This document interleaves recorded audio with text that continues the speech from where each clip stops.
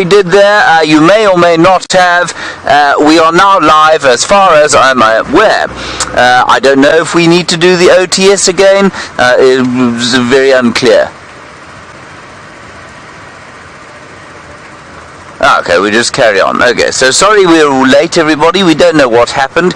We had to shake the Russian awake out of his slumbers, and he does deserve his slumbers.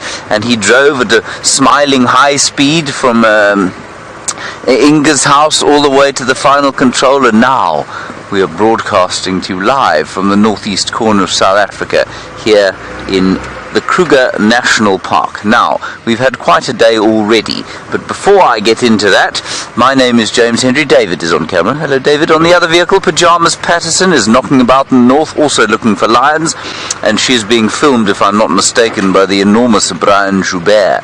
You are watching something called Safari Live, if you're wondering. Normally, we would have started at 6 o'clock, but of course, there's an inevitable difficulty with broadcasting a high-definition signal out of the middle of the African wilderness, but here it comes to you live and in high definition. Now, we have had a morning, like I say. We had some reports of lions drinking at the pan yesterday evening, and apparently the lions came 3 times. There are tracks of a lioness on this road here. Before we decide if or not to follow them,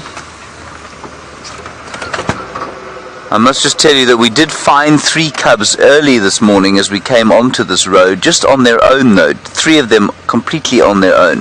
That's not unusual if the adults have gone hunting, but it is unusual that they should be on their own, and that it's the 2 really small ones, so they're about 7 weeks old now, maybe almost 8 weeks old, and then 1 slightly larger one. Let me try and show, I'm just trying to get into a position where I can show you what I'm looking at, because the road is a little uneven here. And so the task this morning is to try and find where the rest of the Nkuhuma Pride is, when one is getting out of the car at some fresh tracks, and when there are cubs in the offing, one looks around a little bit first, for fear of being shouted at.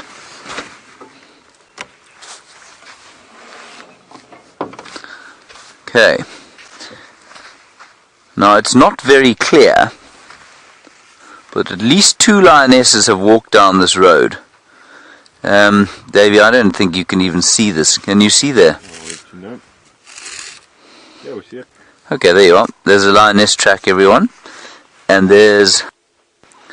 I'm going to ascertain if one's perhaps a male. No. It's only lioness tracks, and the only way we tell the difference, of course, is from the size of the tracks. There's another one coming down here. There she is. A little more hard to see that one.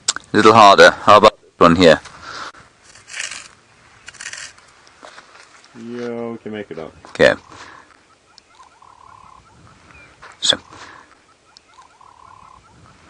So I think they've gone back basically towards where the cubs are, so that's good. We're going to do a little loop around this way. Rexon's going that way, and then we'll hopefully be lucky.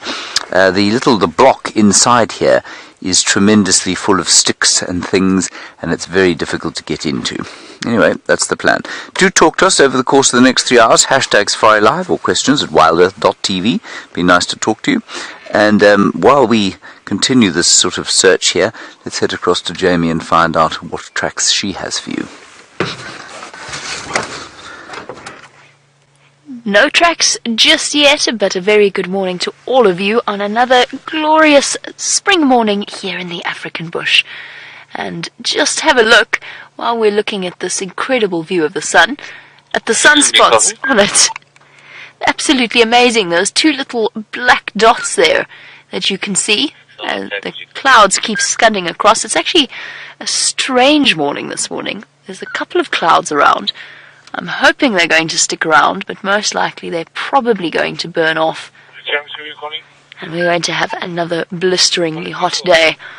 We always get a little bit excited when we see clouds, just in case they might bring the possibility of rain.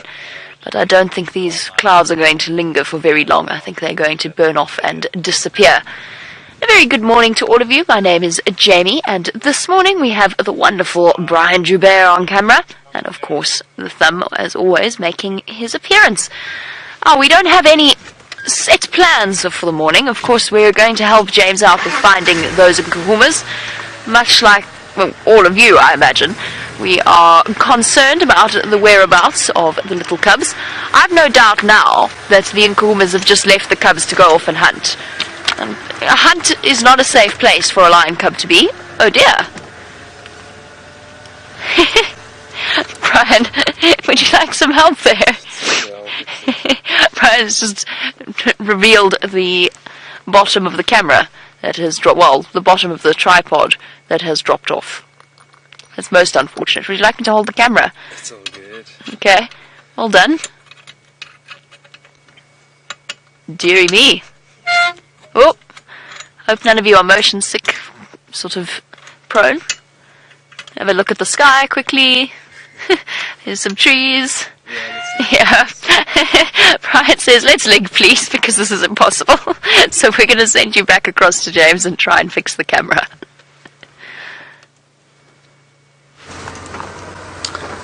Oh, many gremlins here this morning, everyone. We will no doubt fix the camera shortly, I hope. It is a new camera after all, David. Okay, let's just give you the lie of the land here. It's quite nice to just give you a little bit of a descriptor.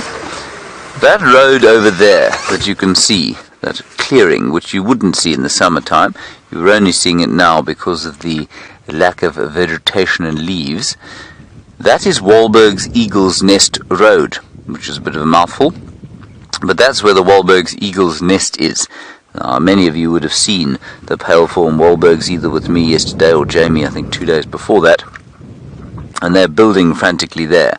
Then, as Dave pans to the right-hand side, that area there is the area in front of quarantine clearings, and then if we just zoom in straight down this road, Dave, there we go, and just a little bit to the left, there, sorry, that's it. You can see there maybe the roof in the top right-hand corner of the picture. There we are. That's the Galago, or that's actually Vulture. So just in front of that is the camp. And between where we are sitting now on Central Road, Wahlberg's Eagle's Nest Road, and that Vulture camp there, and the dam just to the south of it, there is an enormous sort of very, what should we say, thicket. Where two drainage lines meet, where the drainage line that leads out of the Vulture dam meets the great Mlwamati, and they cascade their way down to the south. And it is at that confluence, I believe, that these lion tracks have gone. So Rexon is now in that area, having a look-see. 3 lioness tracks going down this road, and I think they're going to go off towards the south. But I just need to make sure that they don't go off towards the north.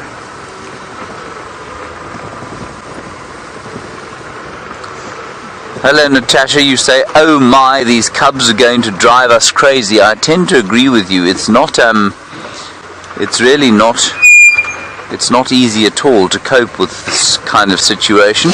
And I'm fascinated by what happened yesterday, by them losing those other 2. I think it's bizarre. And I wonder if they haven't found them. I think it's bizarre that 3 of them are on their own there. Without the rest of the cubs. It's not unusual for the pride to go hunting, but I think it is unusual for them to split the pride up. I don't know why they would have done that. It does seem rather strange. And if you do hear the squealing of brakes, I am sorry. It is a problem with this car that we need to fix.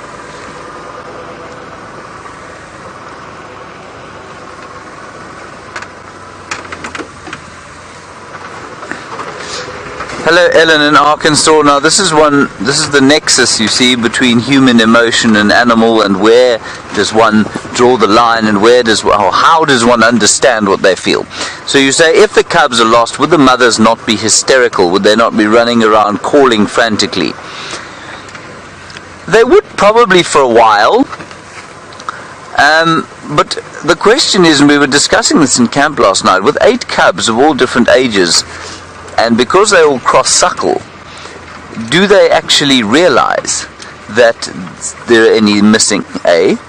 Jamie's of the opinion that their inability to count means that they don't realize, possibly not initially anyway.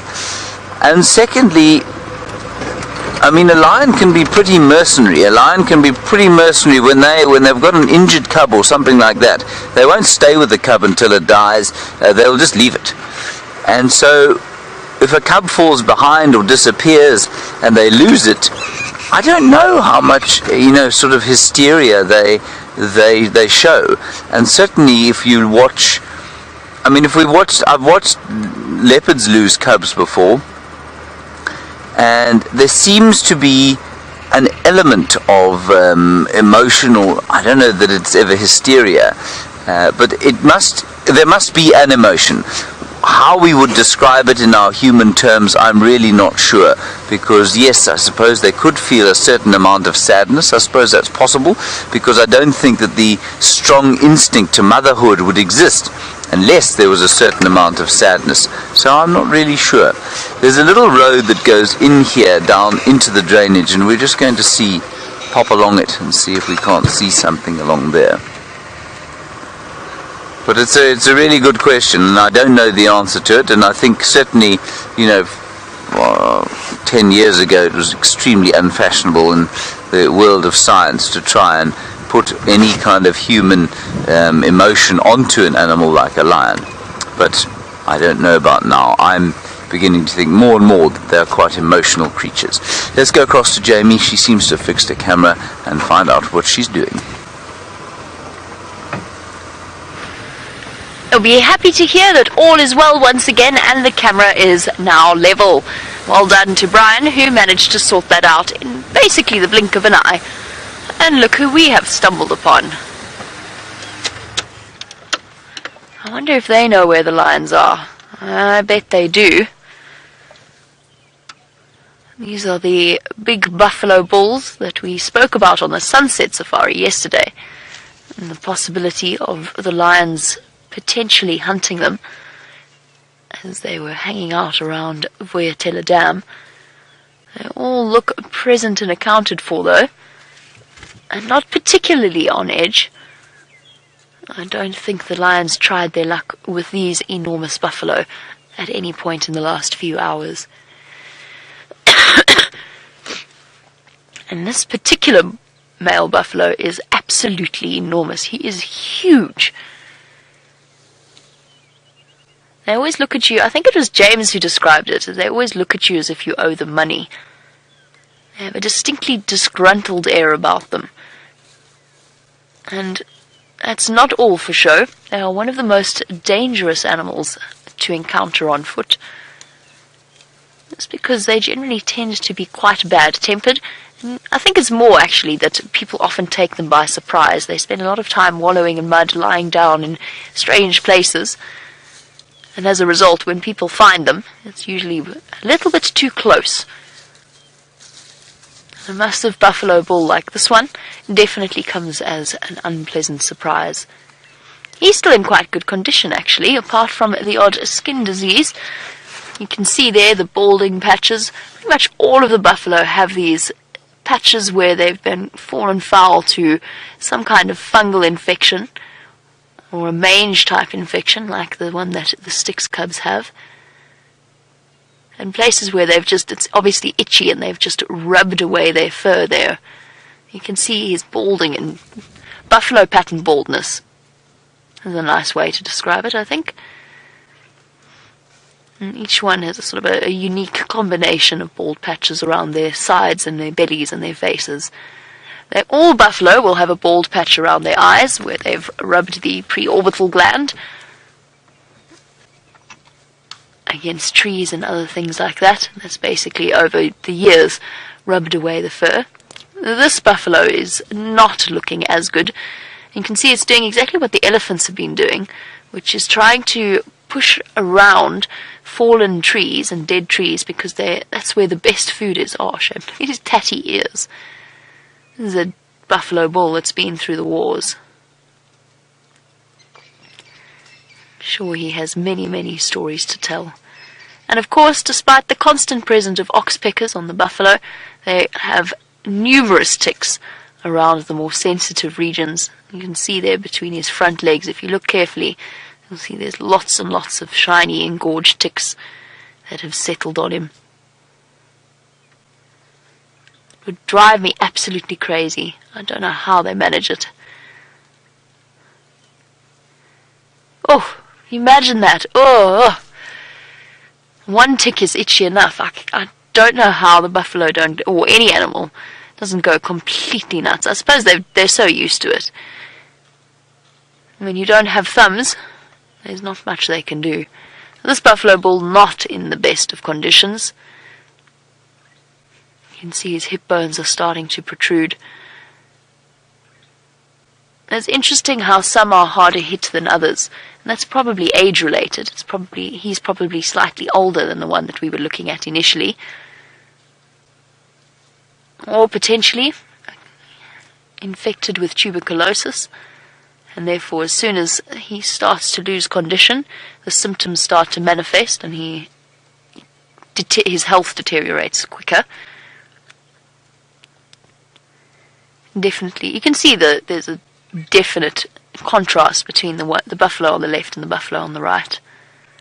Much healthier looking buffalo. The one thing that it does do, a drought in this situation, is it does weed out the weaker genetics. Cindy in North Carolina, speaking of buffalo, you wanted to know whether we've seen the buffalo nicknamed Taylor Lautner. And Brian, you were the one who came up with that. Yes. You were the one that figured out exactly why that buffalo looked so familiar to all of us. We passed him by many, many times, trying to figure out why the buffalo looked like somebody that we knew. And it was Brian who finally managed to pinpoint who it was. No, I haven't seen the buffalo that looks like Taylor Lautner, actually. Have you, Brian? No, not recently. No, I haven't seen him recently at all. Brian, of course, is a genius, because it was really bugging us exactly who that buffalo looked like. So I haven't seen the Taylor Lautner buffalo. He's very, very distinctive, for those of you who are wondering what on earth we are talking about, because that must sound utterly bizarre, because how on earth could a buffalo look like Taylor Lautner? Well, he does. I'm just telling you right now, he does. He's got a very straight boss. Now, the boss is the base of the horns, the thick, bony part where the two horns join. It is essentially the buffalo bull's battering ram. And in Taylor Lautner's case, be careful, we're gonna get sued. We're gonna get shouted at, taken to court for defamation. I should just sort of say as a disclaimer, I don't think that buffalo is in any way unattractive. I don't know. I don't quite know how to cover myself there. Dear Taylor Lautner, no offense meant, he's a lovely buffalo. Anyway, he's got a very straight boss. And that boss is solid bone, and actually probably for the Taylor Lautner buffalo, he is probably working to his advantage, having that boss so low down over his eyes, because it just provides extra protection and extra cover. And females, of course, they have horns, but not nearly as well developed. It is the buffalo bulls that use them to clash with each other. It's very rare to see a serious buffalo fight, but they do clash with each other, and you can imagine how thick that bone is. You're probably talking, just in terms of the boss itself, you're probably talking about 2 inches of solid bone. And then, of course, there's the bone of the skull as well. So it all protects the brain case when they go charging at each other. And just imagine the forces involved when 2 800, 900 kilogram buffalo bulls moving at 15 meters per second clash head to head. Gives you an idea of just why they need such a solid base around their horns.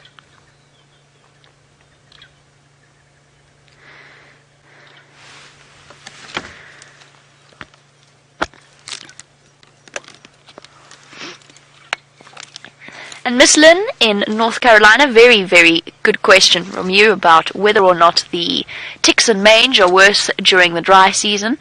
Yes, you'll see, I think you'll actually see it with let's cover diseases first.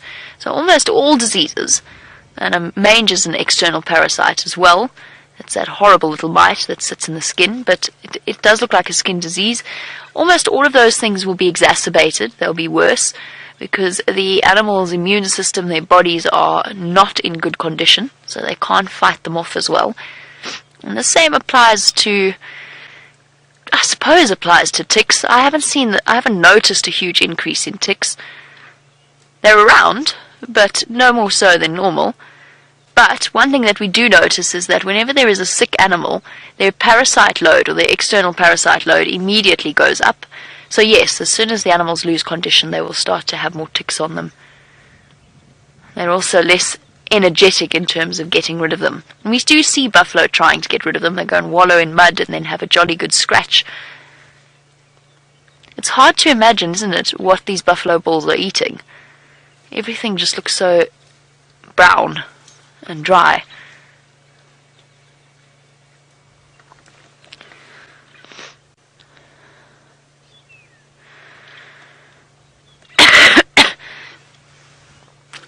And Desiree and Karen, you were wondering about the skin diseases and whether or not they are contagious and transfer to lions. I guess so. I mean, it makes sense that they would be. Obviously, it would be in a situation, I assume, that you're thinking of where the lion is hunting the buffalo. And yes, I suppose it is entirely possible that the lions could pick up a skin disease or something similar from a buffalo bull. Most of the time, those lions will be infected anyway, particularly with TB. But that's not really what you asked, though, is it? Because you asked about skin diseases. But TB does transfer from the different animals just in saliva and mucus. But yes, I suppose it's possible that lions could pick up skin diseases from buffalo that they've killed. It's very, very close contact, I suppose, in those scenarios. Our buffalo are slowly disappearing off, and the sun is breaking through that thin layer of cloud. It's burning away, and I think it's promising to be another very hot day. Oh, we found buffalo that have survived the hunting lions. I think we're going to go and search for those lions now. See if perhaps they haven't popped out towards Gallagher Pan. They must be somewhere around. There seem to be tracks everywhere, in every direction.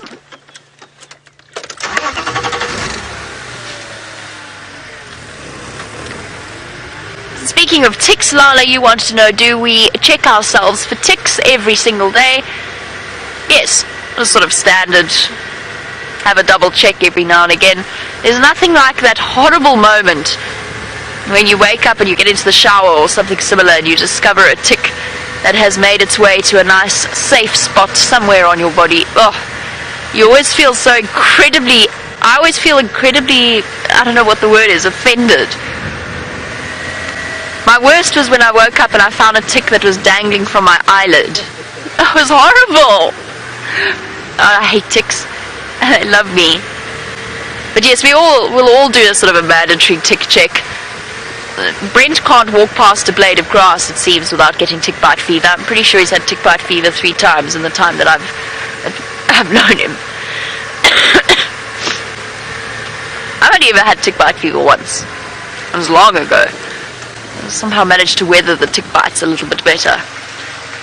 The theory, the statistic is meant to be that 1 in every 1,000 ticks is a carrier of tick bite fever. I'm not sure I believe that, because I've definitely had many, many thousands of ticks. That's a slight exaggeration.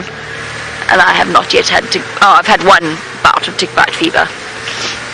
Okay, as we trundle along back towards Gallagher Pan, let's go back over to James and see if he's had any more luck with his lion search.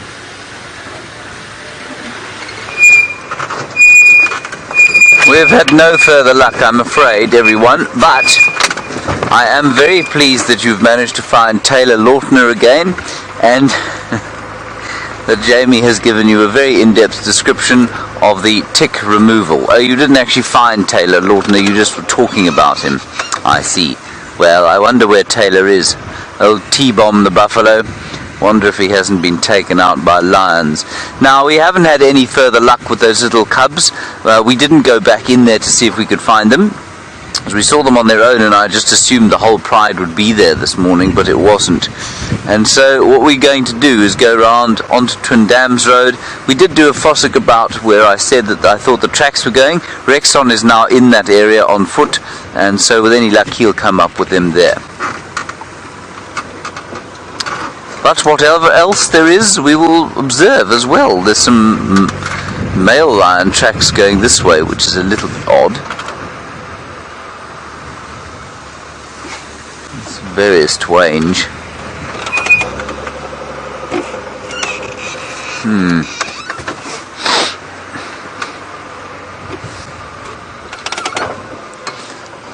Laura in Alabama.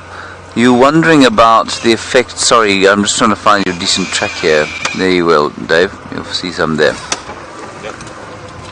There are some tracks going south down the road here, but they to me look like they're from yesterday. Can you see them there, Dave? That's them. Male lion tracks. They look to me like they're not particularly fresh, so it could be from yesterday. Laura, you're wondering if that male lion were to come across the 3 cubs on their own, would he be inspired by a sense of fatherly or unclely duty and take them back to the pride, or would he harm them, or what would he do? I don't think he'd take them back to the pride, but I don't think he'd necessarily harm them either. I mean, I think it's highly unlikely that he would harm them.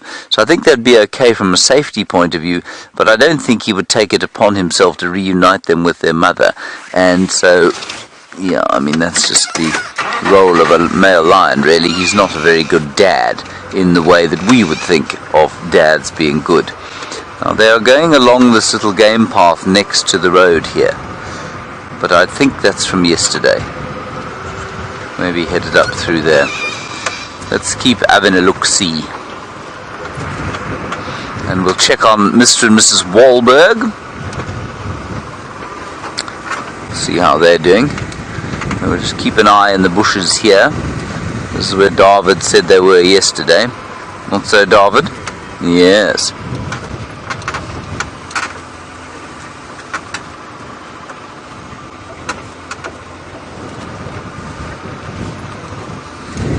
Sun is out. It's not very cold today, probably about, I'd say about 17 degrees Celsius or so, which isn't too bad. It's about 63 Fahrenheit. There's a little bit of a wind blowing from the south. Kirsten says it's 1966, but she's she's in the final control. It's slow on the uptake today.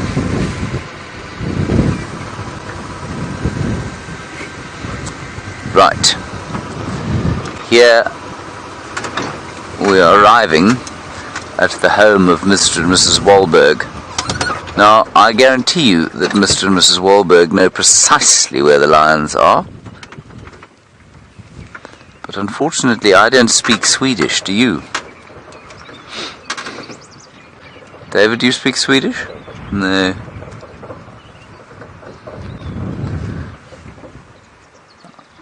Now that is either Mrs. or Mr. Wahlberg. Now let's just sit and listen for a little while and see if we can't hear the telltale calling of the cubs. And then David off to the right hand side is either Mr. or Mrs. Wahlberg again. Bah.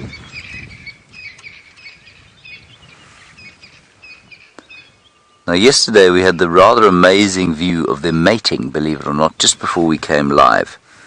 That was astounding to watch.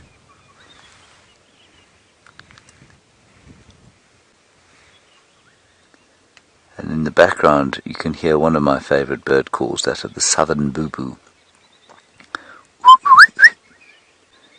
There's 2 of them. The one going, the other one going.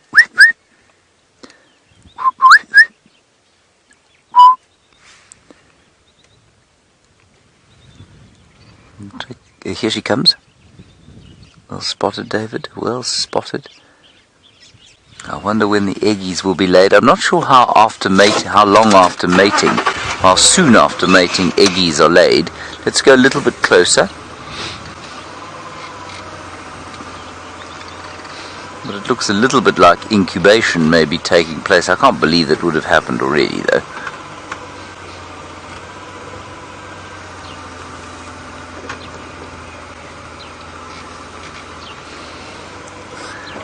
Good morning, Mr. and Mrs. Wahlberg. Have you seen any lions? Not.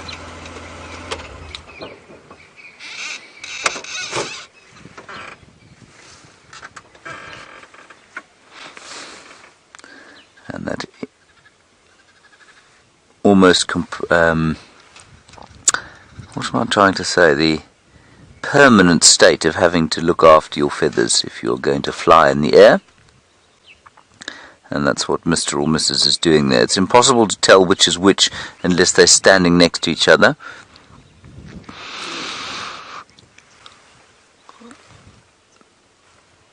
And that's simply because Mrs. is much bigger than Mr.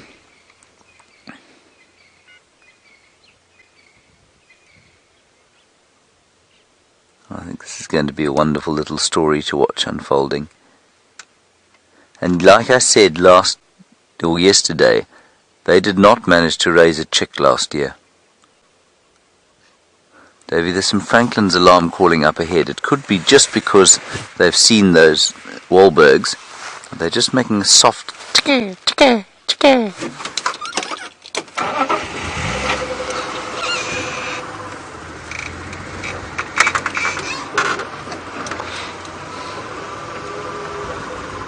Let's just see if they aren't shouting at the Ninka Puma pride.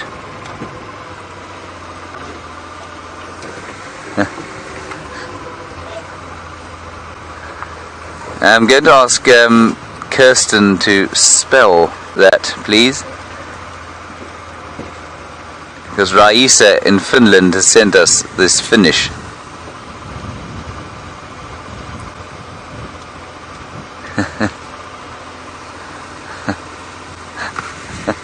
Right, so you might have to help us with the pronunciation here, but you've sent us a message saying that the Swedish for where are the lions is Var är legions. Legion? Thank you very much, Raisa. I will ask Mr. and Mrs. Wahlberg when we go past them again. Now there are the alarm calling Franklins. You can see the tail is cocked up. That's not the actual one that's alarm calling. The one that's alarm calling is just up ahead. You see it there? It's just coming now, coming out into the open there. That's him. He was the one that was going, "Kuze, kuze." His cocked little tail. Might be because his girlfriend's run off with another cockerel. Yes, he seems to be relaxing a little bit as he's found a source of food somewhere close by here. There we are. Peck, peck. All okay. No tracks further. Var är legions. I find the Scandinavian accents quite difficult.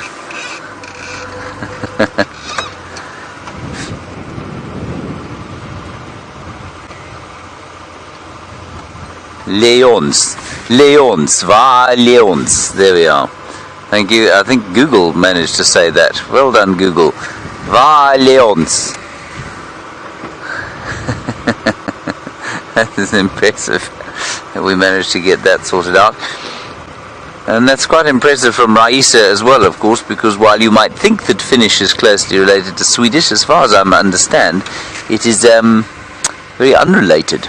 Related only to Hungarian, which is something of a linguistic mystery. Thank you, Raisa. I apologize for butchering the pronunciation. There's some very relaxed looking impala, David. They don't look like they're particularly terrified by anything in the way of lions in this vicinity. In fact, one would describe them as positively relaxed.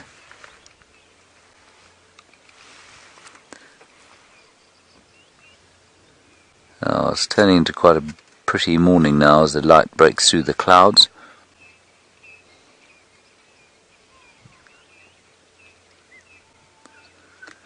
And much in the way of birdsong. Okay, we're going to continue our search for the lions down the rest of this road, see what we come up with. While we do that, let's go and find out what Pyjamas Patterson has managed to capture on camera in the bush.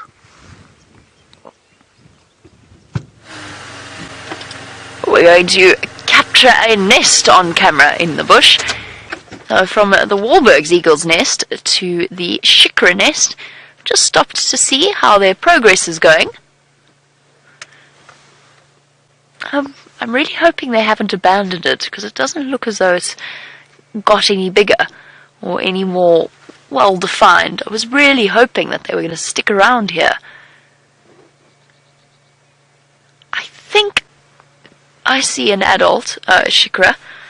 I think it's sitting on top of that marula tree right at the back there, but it's far away. Don't abandon us, little guys. Can you see there at the top, right at the back of that? Maybe if I go backwards a little bit. Where are we looking? A little bit further. There we go. That looks like it. No, that's a pigeon. No, that's definitely not a Cheetah. That is a pigeon. Roughly the same size. But that is most definitely an African green pigeon and not a Cheetah. Almost. Almost, but not quite. In my defense, I was looking into the sun, but there isn't really any kind of defense there. So perhaps our Cheetah are still around. I'm really hoping that they do decide to keep this nest site. A Cheetah is a lovely, tiny little bird of prey in the goshawk family. It's also known as the little banded goshawk. And it's the perfect season for them to be nesting. In fact, all of our birds of prey at this point will be either in the process of laying eggs or will have already laid their eggs. I know that the African hawk eagles will probably have started nesting on that nest around Central Road. Nope, I don't think so. Nobody's home today. All is quiet at the Cheetah nest. It's fascinating to watch them build it because they actually, which I didn't realize, they actually physically break branches off in order to construct that incredibly messy combination that they've got going on there. If nobody's home, we'll have to head out in search of other things. Oh, I see what you mean. Brian was saying to me there's another nest. Oh, that's going to be horrible. Can you manage that, Brian? Looks like a weaver's nest to me. It's always interesting watching... Yeah, that must be one of the weavers. Always interesting watching where the different weaver species build their nests.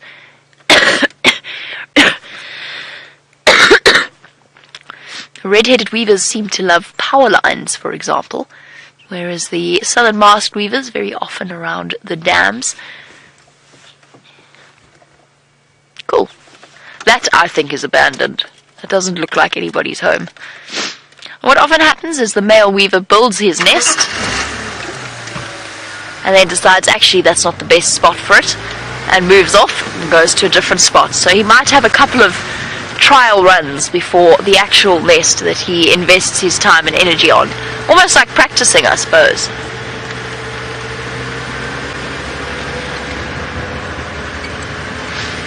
I decided I'd sort of stretch further afield to try and track down these lions.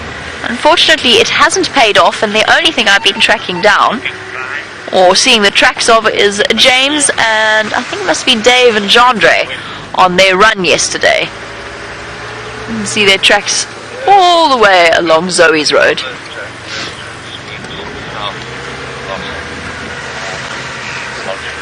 Very brave of them. Apparently they did it in the midday sun as well.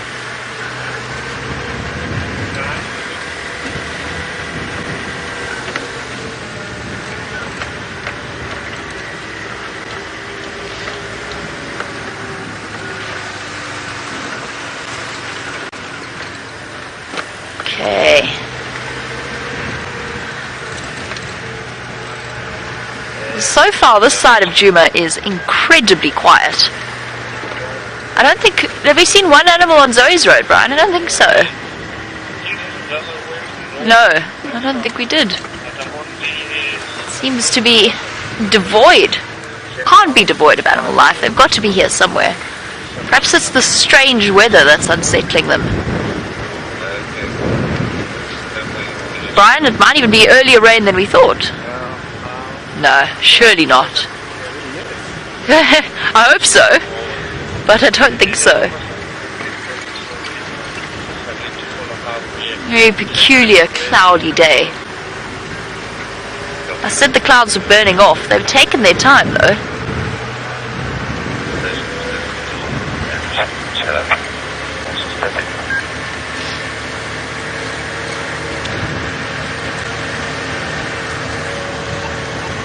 Ah. Hearing exciting things on the Game Drive channel, but I'm not going to tell you what I'm hearing. James's voice was definitely involved.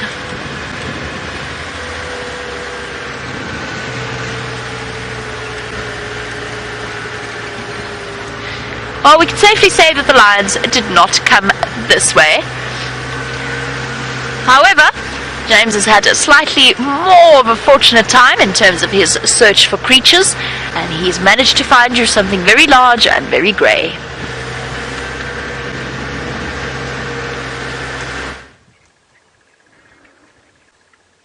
Well, it's not very large. It is grey, but it is a youngster. Only about 8 years or so. And 2 young bulls, I think, here, feeding on their own, away from, asserting some form of independence, away from mum and the herd, which is just off to the right-hand side of where you're looking now. There we are. Very nice whip pan there, David. Whip. So I think we'll just sit here for a little while. I'll give you an update on the lions, is that Rex has got tracks going north and south, which is always very confusing. He thinks maybe they've killed something somewhere in the block here, so he's going to continue following, and that's why he thinks they've left those cubs there, which I think is a pretty good thought. There's a rather delightful smell in the air, and I'm not sure what it is. But it really is quite pleasant. And look at the light, just catching our little elephant friend there.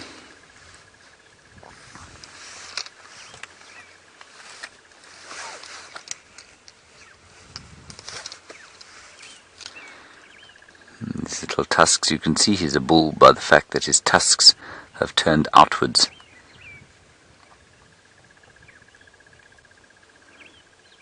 And he's eating, there's quite a lot of tamboti and knobthorn here.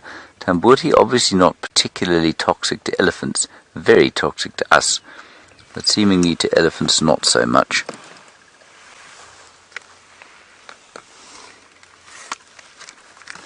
It's him chewing away there.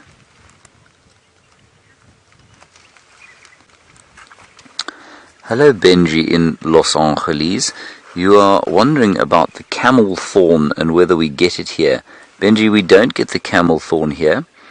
The camel thorn is found only in areas that are much drier than this. So you'll find them in Botswana, for example, in the Kalahari. You'll find them up into the delta because they don't get a huge amount of rain there. But you'll also find them extensively through Namibia. But Benji, they don't occur here. It's an acacia, of course, the camel thorn. Acacia areoloba. It's probably now Verchilia, actually, given that the Australians have decided that we can't use the term acacia anymore. It was quite nasty of them, wasn't it, David? You don't have to agree with me, David. You can tell me you think I'm talking rubbish. You will be wrong, of course, but you can try.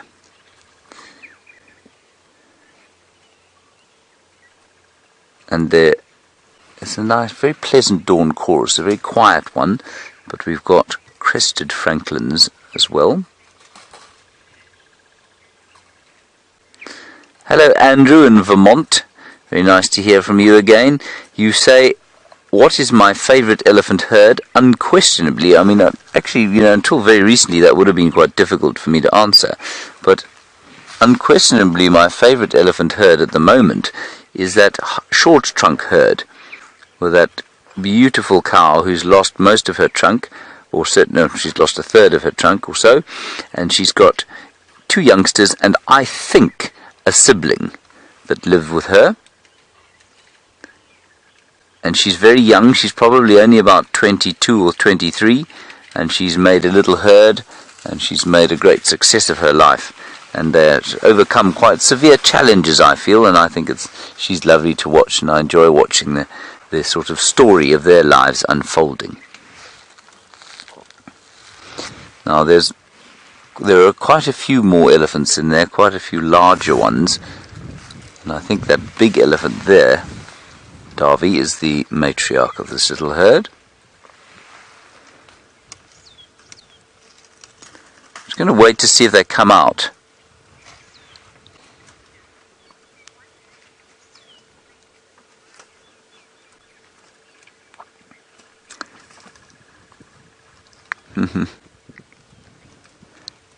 Hello, Wanda Twin Flames, all the way in Oregon. Thank you for getting hold of us. You say thank you for this gift. Well, Wanda, this gift wouldn't exist without people like you who interact with us and watch and give us of your time. So thank you to you for allowing us to do the work that we do. And Wanda, you want to know if elephants ever have twins? They do sometimes. It's very rare. It's probably even more rare than it is with human beings, but it does occur every so often. I'm not sure that I've ever seen it. I have seen cows with similarly aged calves before, or this sort of look exactly the same, but it's very difficult to say whether those are twins or not. And it's difficult to say because, of course, you haven't seen them being born. So it could just be because they're in the herd and they're the same age, they're just wandering around with the same cow. But it has certainly been recorded. Wanda?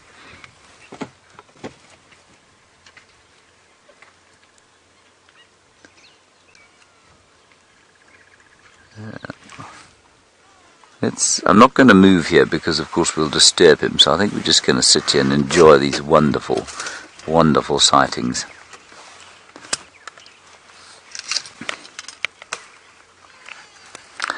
Ali, you say, are elephants' tusks wider between the wider between the trunk and the tusks? Are the bulls wider than the cows, or is it just you? I don't know if it's just you. I'm not sure, Ali, about your trunk and your tusks and whether they are wider apart or not. Sorry, I'm just being facetious. But Ali, yes, there is a difference. You'll find that the males normally have got tusks that push outwards, and the cows normally straight down. But it really is not a hard and fast rule, and I have seen plenty of elephants that break that rule entirely. So while I would say that these are 2 bulls, you can see if that one has his tusks slightly pointing outwards, but the other one much more so. So it's a good observation, and certainly it is true to a certain extent, but it isn't a universal sort of rule of thumb. There are lots of them in this herd that are about this age, sort of, I'd say 8 to 10 years old. I think it's worth just sitting here for a little while, everybody. Well, I mean, we can't actually go anywhere. We can't go forward because we'll give this chap a fright. So I think we'll just wait here and enjoy.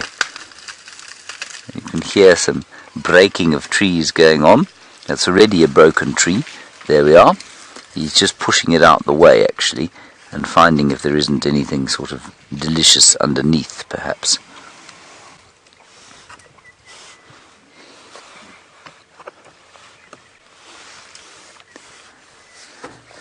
The sun just coming out again. You can see it changing the light on them.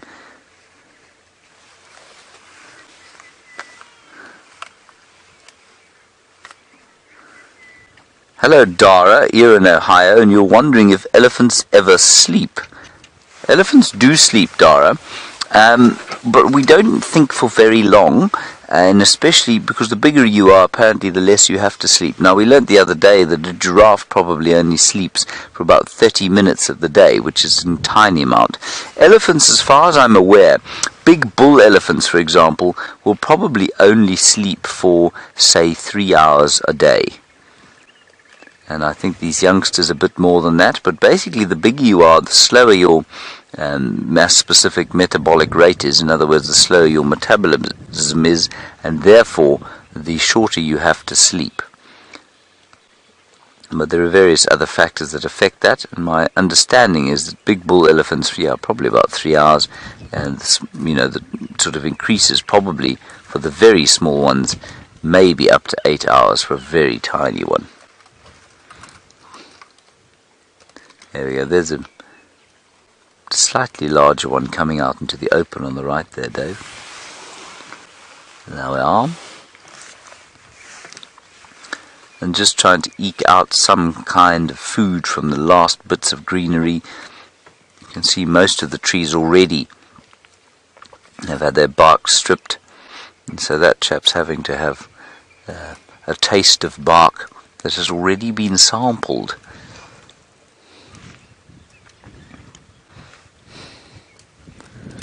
This is a tremendously confiding little group of elephants, I'll tell you. They're not vaguely affected by our presence, which I think is rather exciting.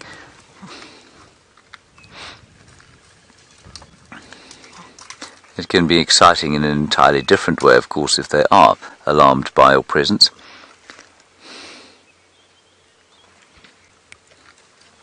See that? Just pulling off the last bits of the brown bark there.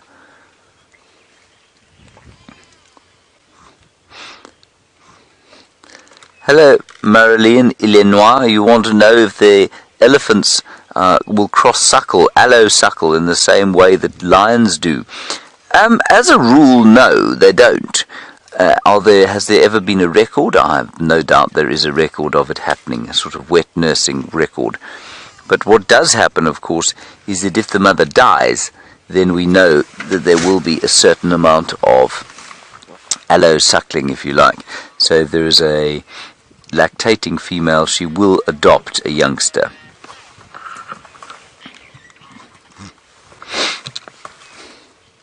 So any calf that is abandoned or orphaned will be adopted by another suckling cow within the herd.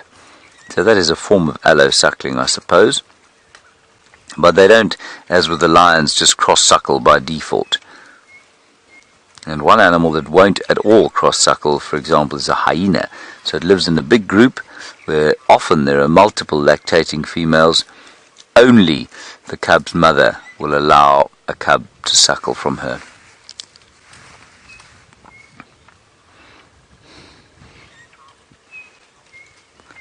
You can't believe how quiet they are. There are probably about 10 elephants here. Here we go, Dave. Here comes another youngster up towards us.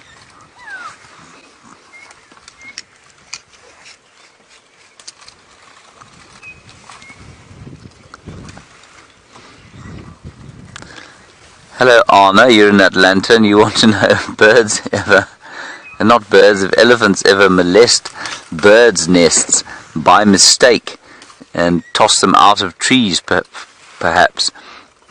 Yes, and get attacked, you say, by birds. I've certainly seen elephants being dive-bombed by things like crowned lapwings and blacksmith lapwings, and they don't like it. They really don't like it at all. It's a bit like it's a bit ridiculous, but it's a bit like when they feel the feeling of a cracked egg on the skin. They really hate that, and so they don't like being dive-bombed by birds. But I think it's mostly the ground birds, that will give them trouble, because of course they are often with the ground birds. Here comes this fellow. He's bored, you see. He's coming to see us. Hello, Mr. Elephant. I'm going to take a picture of you with my telephone. Yes. See, he wants to be on screen. And he's bored. I'm telling you, he's just bored out of his mind, walking around and eating.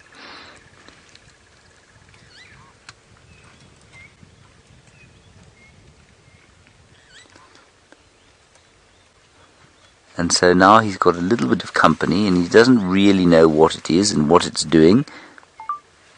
But I think he's just a bit interested in us. Oh, hello.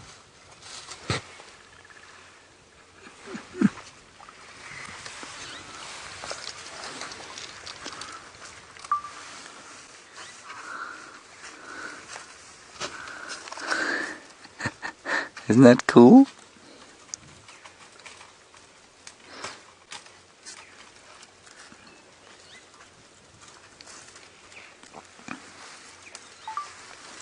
I think that's such fun. And he's a youngster, so we're not worried at all.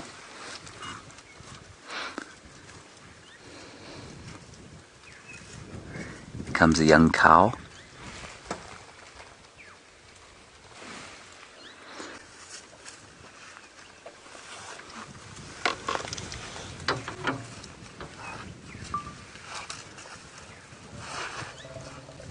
Talking to each other. It's a young cow crossing the road now. They're right up close here. And she's a bit older than the bulls, and you can see them moving out the way, but she's certainly, I think she's, yeah, she looks about 20 or so. She certainly has had a calf before. We can see that from her pectoral mammy, if you like. Here, I think this is the calf here. Dave just coming off to the right hand side.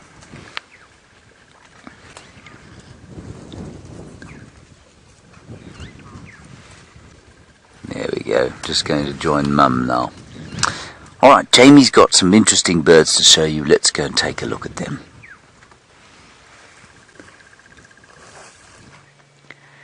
We have some interesting birds indeed, which could in turn mean something else interesting. Some white-backed vultures have gathered around Weaver's Nest Road.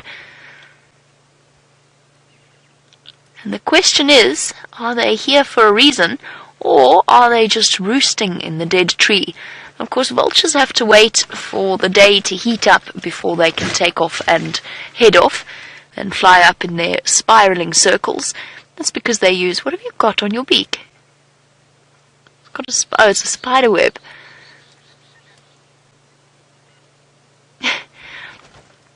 What they do is they wait for the warm air to start rising, and then they fly along using the air currents. And basically, because they are very bulky, heavy birds, it's the most energy efficient way for them to fly. So whilst they can fly now by heavy flapping of their wings, for the most part they're quite content to sit in the dead trees and wait for the day to heat up ever so slightly. And Brian pointed out that these two vultures look as though they've just had one serious disagreement. I'm not sure what they were fighting about, but they just look like they've got the sulks with each other. They're not talking to each other. Nope, I'm not looking at you. I'm not even talking to you. I'm just going to preen my feathers. And generally, vultures tend to sit on the dead trees because it's an easier spot for them. They don't have to worry about being caught up in leaves or anything like that. That being said, at the moment, they're a bit spoiled for choice, because none of the trees, or very few of the trees, actually have leaves. Now the question is, are they just here, or is there a reason behind it? Because there's actually more vultures a little way off. What sometimes happens is vultures gather for a kill, they gather to feed, and then they go and they roost a little way away. They were sitting with a batelier while you were with James and the elephant. Unfortunately, our batelier very inconsiderately decided that it didn't want to associate with the riffraff that is a vulture. Not that they are riffraff at all. And decided to move off. So they're the other three. There's a hooded one as well. So we've got a nice combination of four white-backed vultures and one hooded vulture, who's currently contorting himself in all kinds of interesting positions to try and groom. The wings stretched out as it fixes up its primary feathers.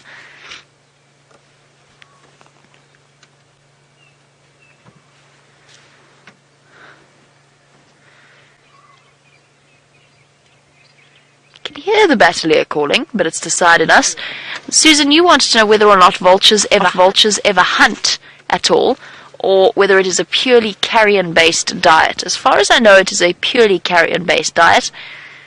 They're such bulky birds that they're not agile at all. They're not built for speed or catching anything. I haven't heard of vultures catching or hunting anything. I've checked Spaghetti Crossing by Catania. Okie dokie. I'm going to send you back across to James. There's something happening with our audio, and we'll catch up with you shortly.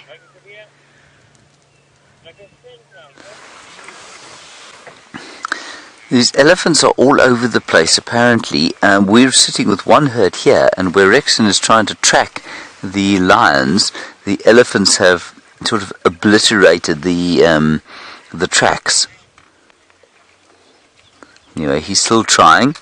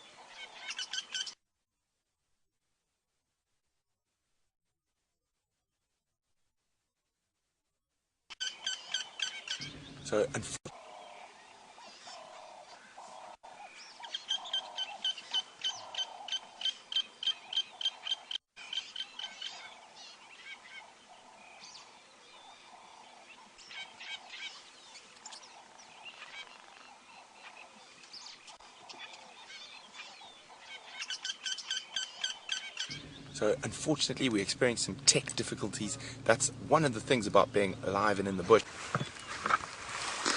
Well, what a good time to join us again, everybody. Sorry about that. Something going on with the technical stuff. It's well beyond my understanding.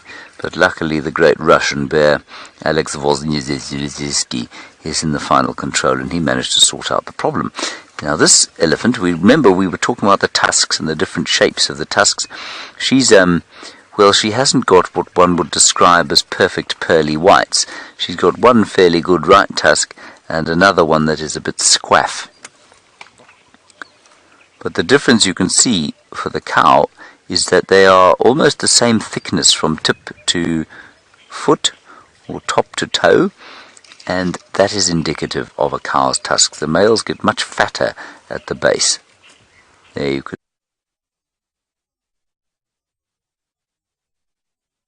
see she's got she's got a rather odd looking tooth there.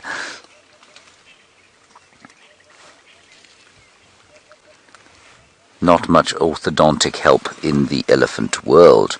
Right, let us go a little bit forward. Apparently there are elephants all over this area right now, so we'll go a little bit forward. See what we can. See if we can't get another view. There's one following us from the left, very sweet little thing. Hello Maggie in Vancouver. I'm not sure of the answer to your question exactly, but you say, do elephants ever get ear infections? I imagine they do, and I tell you why I imagine they do. Is that sometimes you do see elephants that are either shaking their heads in the same way that a dog does when its ears are infected. Ah, wonderful. And also they scratch their ears quite a lot with their trunks, I think, when they're a little bit irritated. Are they very severe? Who knows? I'm not sure.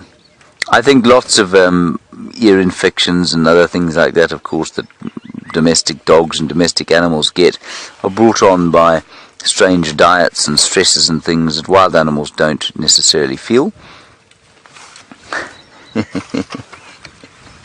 It's the same chap who was visiting us earlier. He's just bored.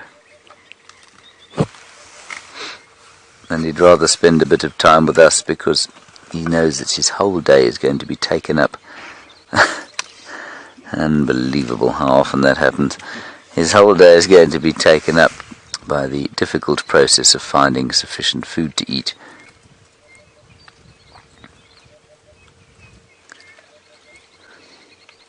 That, everybody, is why I am known by the very, very complimentary nickname of the bush laxative. When I look at an animal, it relieves itself.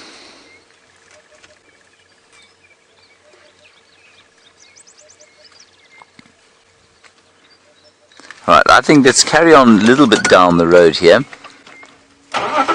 And while we do that, Jamie has got some more elephants to show you.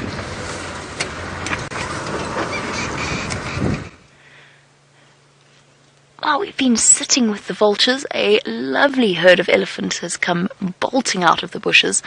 I at first thought that was Benjamin, but it's not. It's just a little baby elephant of a similar age. And you, mister? You're full of nonsense. Yes. Off you go. Everybody else is there. Go catch up with them. I actually saw these elephants earlier. I forgot to mention it, but... Oh, yes, very scary. Very scary. That's a pipe. Leave the pipe alone. I actually saw these elephants earlier, and they were sprinting away from us. Not away from us specifically, but they just happened to be running. And I think it's because they've got a very, very large bull with them that's been causing a bit of nonsense. There's such a curious moment there from that elephant. How awesome was that? He just wanted to investigate what was going on there. Touching it with his trunk and then his feet. Thank you for not breaking the pipe, mister. But yes, they were running away from us in completely the opposite direction to where we are now, and they've all of a sudden decided to pop out here. And I don't know what it is that had them so unsettled. It must be that big bull. Tex is just a little bit away from us now. At least they've relaxed a bit. The female's busy suckling the calf. As I said, Texan's not far from us now. He's surrounded by them. We've managed to find ourselves a prime spot to stop and watch their goings on.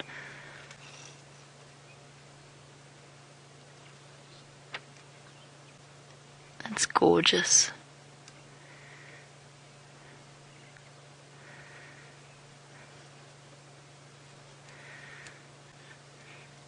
Of course, the bond between mom and youngster is exceptionally strong. Georgia, you wanted to know if a female died giving birth, whether or not one of the elephants would adopt her calf. And the answer is no, probably not. It's highly unlikely, and most likely that little calf would die in probably the space of a couple of hours, because of course it needs to have that first suckle within the first few hours of its life. Get its strength up to be able to keep up with the rest of the herd. So no, as far as I know, there are no recorded cases of elephants allo-suckling. I've never heard of it. Or surrogating mothers. It's an interesting question though, because I suppose... No, I've never heard of it happening. Very, very unlikely. And occasionally elephant calves do get confused, and they go and try and suckle from one of the females, and they are met with... That is not their mother, of course, and they are met with seriously disgruntled responses, often getting kicked and pushed away. And there's our young male. Quite an impressive set of tusks he's got for a little boy, using them to break apart the acacia trees. It's always remarkable to me, no matter how many times I see it, just how incredibly tough those animals' mouths are. And look at those thorns.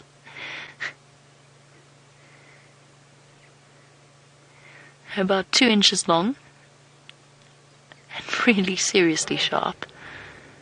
And he's just slowly packing them away. I just need to reposition ever so slightly. Tex is on his way past us.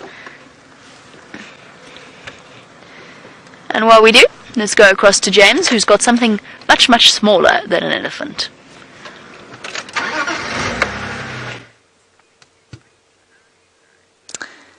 Unfortunately, as with most of the sightings of duiker, they pose beautifully for the camera until you're live, and then they go behind a bush.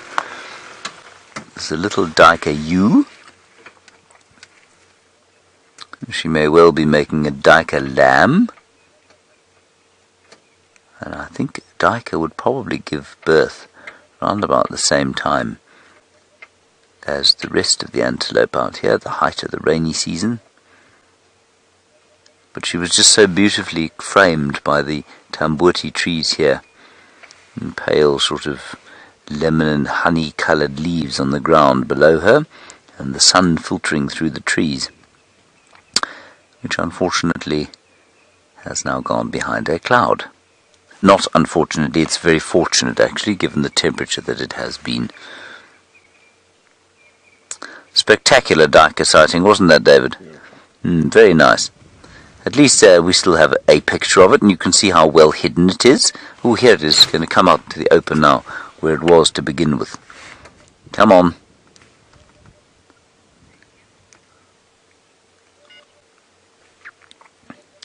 That's very artistic, David.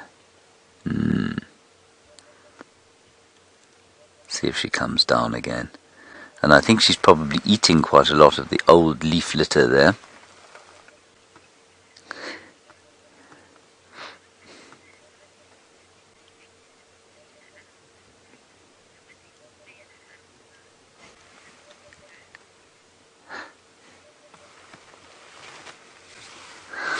Hello, Nicholas in Oklahoma. You're asking an interesting question about whether or not a predator would avoid a pregnant animal, perhaps, in order to make sure that the food source that it seeks becomes larger. No, absolutely not. Can they sense, though, whether an animal is pregnant? I don't know. Can a leopard sense if a nyala is pregnant when she's hunting it?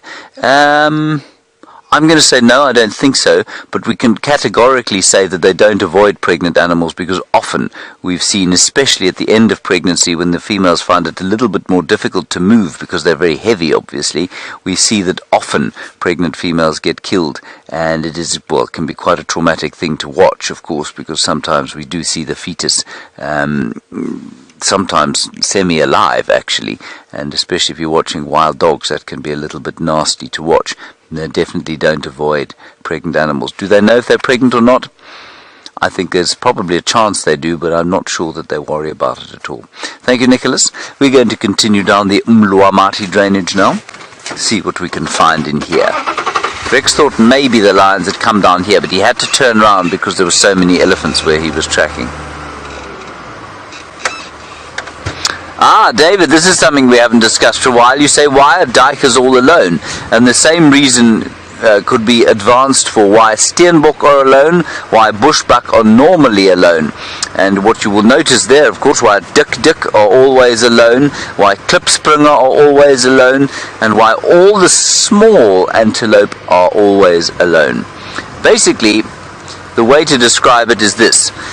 If you are very small, like a duiker or a steenbok, then you can hide. You are small enough to be able to hide. And therefore, so let's just leave it there to start with. And then, if you are larger, say impala or nyala sized, it becomes difficult for you to hide because you're too big. You're too big to completely disappear into the bush. And so, what happens is, when you are very small, the advantages of being alone and able to hide outweigh the disadvantages of not having extra vigilance by being in a herd. When you say the size of an impala, the disadvantages of being in a herd, in other words more obvious, are outweighed by the advantages of the extra eyes and noses, the extra vigilance afforded by being in a herd. So I hope that explains it. Basically, the smaller you are, the easier it is to hide, and therefore the more advantageous it is to be alone. The bigger you are, the more obvious you are, and therefore the more you need to be able to look around to see if there are any predators coming to get you. And that's basically why impala are in herds, and anything bigger is going to be in a group of sorts, and everything smaller is going to be in a very small group, or in a couple, or completely solitary. Nice question. Thank you, David. I hope that answers the question for you. Certainly makes sense to me, that explanation.